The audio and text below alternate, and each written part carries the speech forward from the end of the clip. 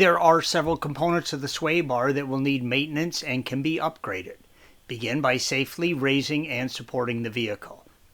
Next, you will need to remove the front under tray. There are a series of T30 and T27 Torx screws.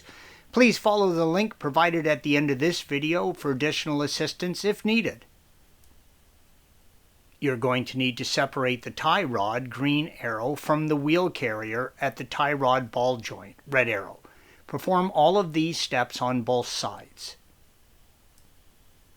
Begin by removing the air diverter by releasing the plastic clips on the back, red arrows. Release the clip by the tie rod and remove the diverter. Use an 18mm wrench to remove the nut on the ball joint, red arrow. If the joint spins, you can insert a T30 Torx into the top, blue arrow, to stop it from spinning. Use a ball joint separator to separate the tie rod. If you use a pickle fork, you will probably destroy the boot on the ball joint and have to replace it.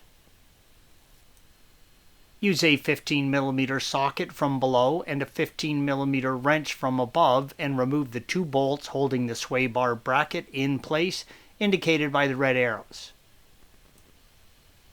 Use a 15mm wrench and separate the lower drop link from the sway bar, red arrow.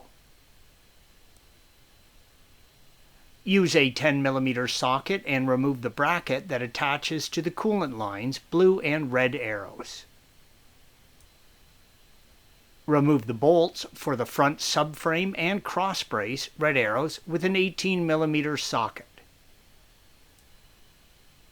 Fully loosen but do not remove the rear subframe fasteners, red arrows. Make sure to check for any other brackets that may still be attached. The subframe will lower but not fall as you are doing this.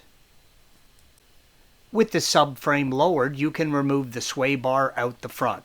Installation is the reverse of removal.